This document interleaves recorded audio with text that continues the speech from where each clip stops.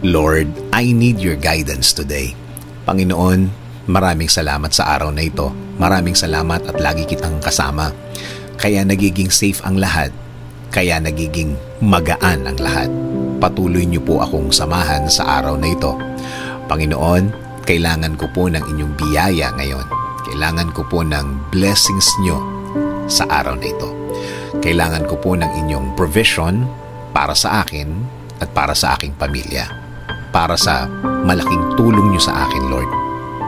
Sa mga nagdaang mga araw, Lord, naging mabigat ang aking mga araw. Naging lito at di ko na naman alam ang aking gagawin, Lord. Pero alam ko, magiging okay na naman ang lahat. Alam ko, Panginoon, kahit na ano pa ang pinagdadaanan ko, kapag kasama ko kayo, lagi kong makikita at mararating ang inyong plano sa akin.